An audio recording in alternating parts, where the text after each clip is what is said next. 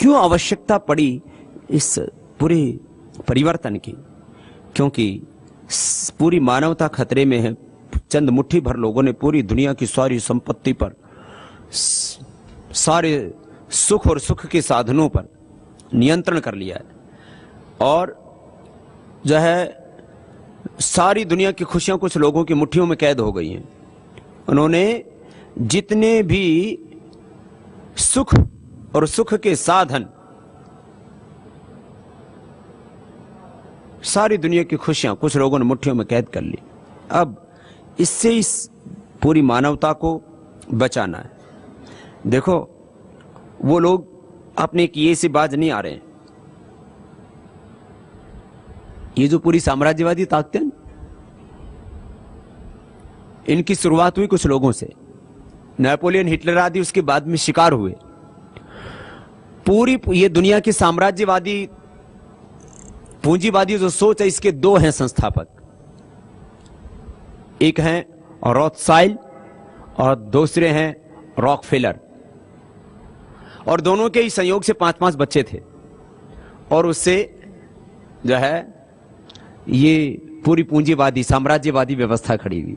क्या नाम बताया? एक का नाम रॉथस्चाइल्ड, उसको रॉथशील्ड भी बोलते हैं, कुछ रॉथस्चाइल्ड बोलते हैं, और दूसरे रॉकफेलर।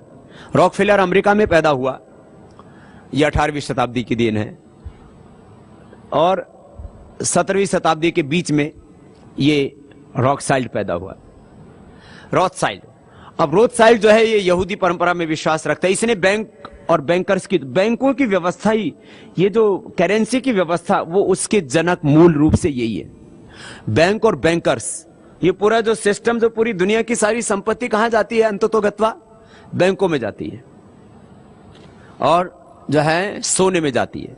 तो सोने और बैंक की व्यवस्था को विश्व स्तर पर स्थापित करने वाला व्यक्ति जो है, उसने पूरी दुनिया की उस समय जो आर्थिक राजधानियां थी, 5 जगह पर उसने अपने बच्चों को भेज दिया। और उसका सबसे बड़ा बच्चा तो बहुत ही शातिर था। माने इस व्यक्ति ने जिंदगी में शातिर पने के अलावा कभी कुछ भी नहीं किया, खाली यही तिकड़म कि सारी दुनिया के फिर जो ताकतवर लोग हैं उनके सारी संपत्ति को अपने यहां बैंक में कैसे लाया जाए और उन बैंकों से फिर पूरी दुनिया को कैसे चलाया जाए।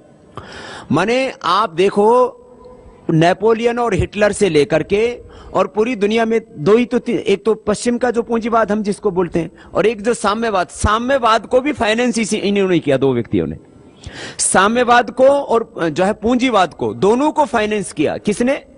रॉथस्चाइल्ड ने और रॉकफेलर ने। और ये पूरी दुनिया ऐसे खड़ी हो गई। अब मैं इसलिए इस बात को दूसरे अर्थ में कहता हूं, वो पूंजीवादी लोग, वो आज तक भी करीब 300 साल हो गए, 400 साल हो गए, 300-400 सालों से उनकी गति में कोई फर्क नहीं पड़ा है। वो अपनी पूरी ताकत से वैसे बढ़ रहे हैं। और जो हम अध्यात्मवादी, राष्ट्रवादी, मानवतावादी सोच के लोग हैं, वो थक जाते हैं, हार जाते हैं, बैठ जाते हैं। हम कहते हैं हम कुछ भी नहीं कर सकते। माने 1% लोग, और 1% में मैं ज्यादा कह रहा हूं, 0.01% लोग, और उसमें भी यदि मैं कुछ और टॉप लोगों की बात करूं तो जो है अंगुलियों पर गिन लो, इतने से लोग, वो जो है अपने उस शातिरपने से बाज नहीं आ रहे। वो जो अपनी कुत्सित प्रवृत्ति है, उनकी जो मनोवृत्ति है, मैं बार बार कहता हूं ना, हमारा जो संघर्ष है ये जो है, ये किसी व्यक्ति के खिलाफ नहीं, ये जो एक लालच की जो प्रवृत्ति है, जो सोच है, उसके खिलाफ। हमने कहा व्यक्तिगत जीवन में आदर्श माना तप को, भद्रम इच्छन्त ऋषयः सर्वविदः तपो दीक्षाम उपनिषेदुरग्रे ततो राष्ट्रम बलम ओजस्स जातम। ये जो पूरी संस्कृति, और अब इसमें अब करना क्या है, मैं आपसे बात इसलिए कह रहा हूं कि जैसे रॉथस्चाइल्ड, जैसे रॉकफेलर के अभी तक भी जो उनके वंशज हैं, वो उस साम्राज्यवाद और उस पूंजीवाद को पूरा समेटे हुए हैं अपने हाथों में, और हम हाथ पर हाथ धरे बैठे हैं। दरअसल ये जो सामान्य लोग हैं, ये जो सामाजिक लोग हैं, आध्यात्मिक लोग हैं, ये कई बड़ी क्रांति क्यों नहीं कर पाते? एक तो इनके पास साधन बहुत कम है, और दूसरी बात, ये जिस सोच, जिस आइडियोलॉजी को, जिन प्रिंसिपल्स को लेकर के चलते हैं, खुद पर ही शंका करने लग जाते हैं। कहते भाई हम कैसे करेंगे, तो बहुत ताकतवर लोग हैं, सब हमको मार देंगे, हमको बर्बाद कर देंगे, तबाह कर देंगे। ये भी सच है, कि जो भी इनके खिलाफ आवाज उठाता है उसको मार देते हैं, नष्ट कर देते हैं। ये तो पूरी दुनिया में इनके षड्यंत्र हैं, जिसको मैं इस बार जो है 9 अगस्त की पत्रक में भी जोड़ा है, पत्रिका में भी लिखा है, वैश्विक षड्यंत्र, राजनीतिक, आर्थिक, नैतिक, सामाजिक षड्यंत्र करते हैं, धार्मिक षड्यंत्र भी करते हैं। ये जो 5 बड़े षड्यंत्र पूरी दुनिया में चलते हैं, आर्थिक षड्यंत्र, राजनीतिक षड्यंत्र, नैतिक षड्यंत्र, सामाजिक षड्यंत्र और धार्मिक षड्यंत्र, इनके मूल में यही पूंजीवादी लोग होते हैं। ये ऐसे पूरी दुनिया को चलाते पर्दे के पीछे रह करके, जैसे भगवान अदृश्य होकर के चला रहा है, ऐसे ये भोगवाद को अदृश्य होकर के चलाते हैं पीछे से। उफ,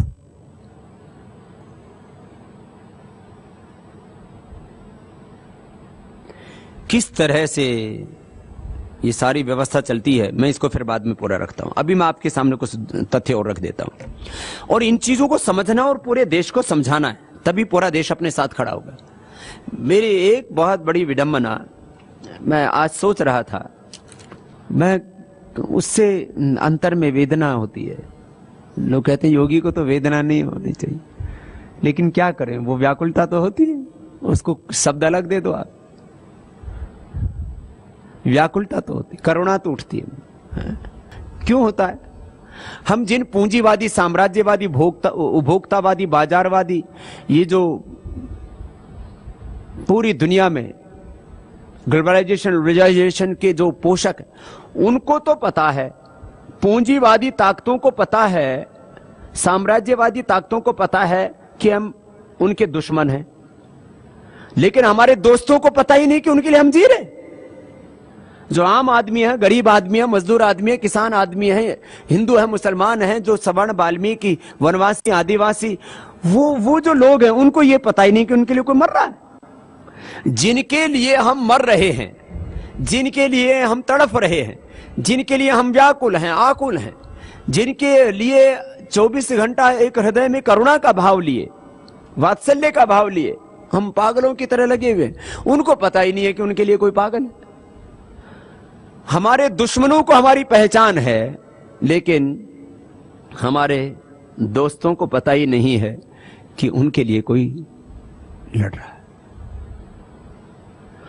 तो दुश्मनों के हम निशाने पर हैं और दोस्तों के लिए हम अनजान। मैं ये आपको इस साधारण कही सुनी बातें नहीं कह रहा। पूरी दुनिया के जो टॉप कैपिटलिस्ट हैं, जो टॉप मेगा कैपिटलिस्ट हैं, वो कहते हैं यार ये बाबा रामदेव तो बहुत बड़ा खतरनाक आदमी, ये तो हमें बर्बाद करना चाहता है। ये आपको मैंने किसी से सुनकर के नहीं कह रहा हूं, मैं अपने कुछ दूत भेजे, मैंने अपने दूत भेजे, मैंने कभी इन लोगों से पूछो ये हमारे बारे में क्या सोचते हैं, तो बोलते हैं ये बाबा तो बहुत खतरनाक है, ये तो हमें बर्बाद करना चाहता है। हम उनको भी नहीं बर्बाद करना चाहते, जिनको हम आबाद कर, उनको पता ही नहीं कि उनकी खुशियों के लिए कोई अपने जीवन को दांव पर लगा करके डटा हुआ है।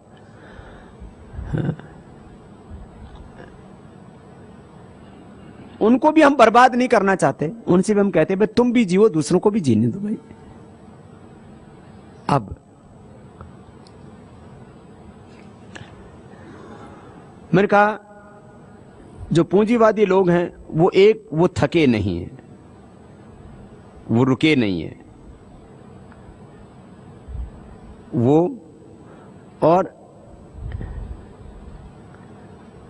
हम ईश्वर पुत्र कहने वाले, खुद को ऋषि पुत्र कहने वाले, हम सब ईश्वर पुत्र आध्यात्मिक लोग, बोले हमने सोच ऐसी बना ली, बोले अपने को क्या करना, ये पैसा तो हाथ का मैल है, आनी जानी है माया, ये माया तो ठगनी है, ये माया तो जो है बेगानी है। हम जो है काया और माया दोनों की निंदा करने में मशगूल हैं, दोनों की का तिरस्कार करने में लगे, तो फिर दूसरे लोग तो ताकतवर होंगे। आप देखो जितनी भी आध्यात्मिक लोग हैं उतने ही पैर पसाओ, हैं? क्या बोलते हैं, कहावत है ना, उतने ही पैर पसारो जितनी गुदड़ी,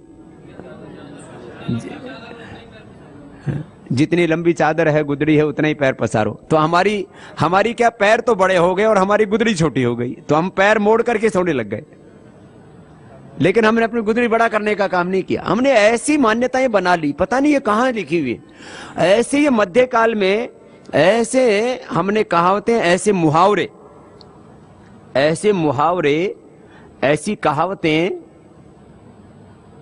और ऐसे आदर्श वाक्य हमने घड़ लिए जो इस पूरे पूंजीवाद के पोषक है, और हम अपने बैठ के चुपचाप।